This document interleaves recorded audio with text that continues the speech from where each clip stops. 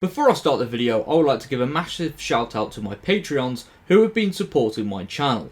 If you would like to check out my Patreon and receive early access to some very exciting videos coming soon, then please click the link in the description below.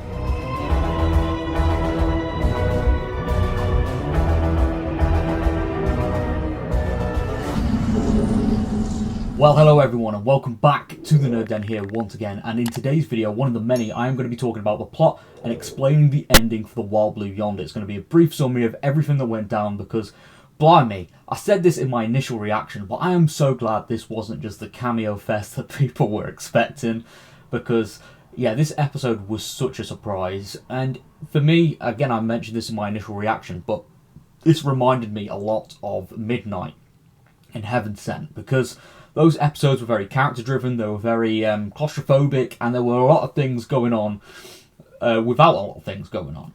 And it was nice to just have David and Catherine kind of acting between themselves, and these new aliens, which we never really got an explanation on who they are. And the fact that this thing at the edge of the universe was just, it's a phenomenal thing that was going on. But anyway, so the plot, obviously at the end of the Star Beast, Donna spills coffee on the TARDIS console accidentally, and the TARDIS goes haywire. And it ends up skipping through different time periods, and then the opening is Isaac Newton discovering gravity for the first time. And obviously, the TARDIS crashes into a tree, which is hilarious, and there's that whole saying about, not understanding the gravity of the situation. And it was really cool to have Nathaniel Curtis, that's his name, sorry, who was from It's a Sin. So it was nice to see some of that cast brought into Doctor Who. He played Isaac Newton, and I thought that was phenomenal. But anyway, the main plot kicks off with the Doctor and Donna landing on that spaceship, which is a very big spaceship, and you are kind of thinking, like, what happened to this crew? And they went through a wormhole. The crew went through a wormhole whilst on that ship, and that's where things went wrong. And these aliens, which, by the way, we don't know the identity of, which, again, reminds me of Midnight. Whilst Midnight, there was no visual reference of what these aliens look like, it was so cool to kind of see, okay, so they're able to shapeshift, and they're able to, make themselves bigger, and they've got vampire teeth and stuff like that. And throughout the episode, they're chasing the Doctor and Donna throughout the spaceship. They're there at every turn, and they're constantly testing the Doctor and Donna. Okay, so are you real or are you not? And that's something that I thought was a very cool dynamic. Kind of reminded me of like the whole Zygon two-parter as well. Because obviously you're like, okay, this person looks like someone that I know, but are they actually that person? But with just the two of them on that ship, it got even more intense. And the fact that they could actually retain the memories as well. I really did like the slight little reference to the Timeless Child as well, which I didn't expect to be brought up again. And then obviously Flux as well, and the fact that the Doctor blames themselves for Flux as well, which was, it was a nice little nod to the previous era, because despite me not being a huge fan of it, I did appreciate the reference all the same, which I thought, it was a nice touch. And that was a nice nod to Doctor Who previously, and obviously helps establish the damage that the Flux did. Hopefully that might be explored in the future when it comes to half the creation being destroyed. But anyway, once the main twist of the episode is established, that the whole ship has been made into a slowly ticking time bomb, so the creatures can't understand it until they do, obviously, because they process the memories of the Doctor and Donna.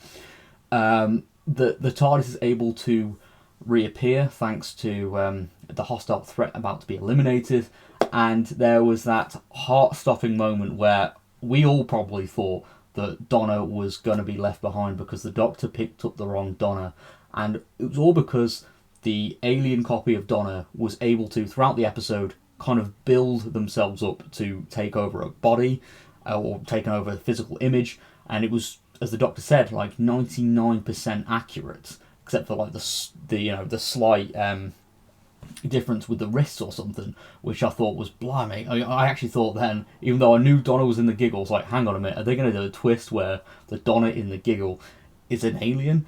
But no, thankfully Donna was saved, and through some very quick TARDIS landing stuff, that alien was booted out of the TARDIS, and then they were away.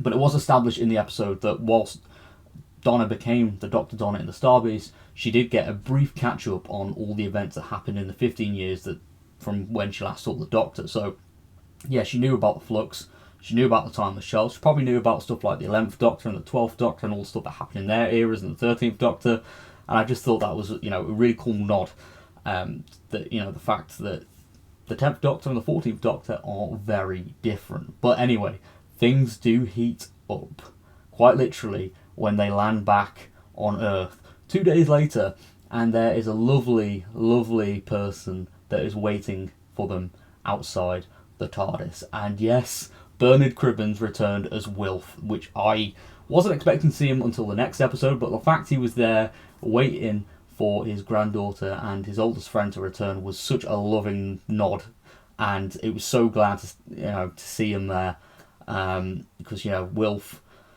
he's such an iconic character, and Bernard Cribbins is sadly no longer with us, but he was able to film some scenes for Doctor Who before he passed, and I'm just so glad he was there to be a part of the action. And the action, very, very mental, because as they're catching up and stuff like that, there's some physical confrontation happening with the people around them, and people are starting attacking each other, and there's an airplane flying above which looks like it's about to crash, and there's explosions and stuff like that, and this is all setting up the next episode, The Giggle, where the Celestial Toymaker has set up a big plan through invading televisions and using puppets, and he has made the world go mad through a laughter by the sounds of it.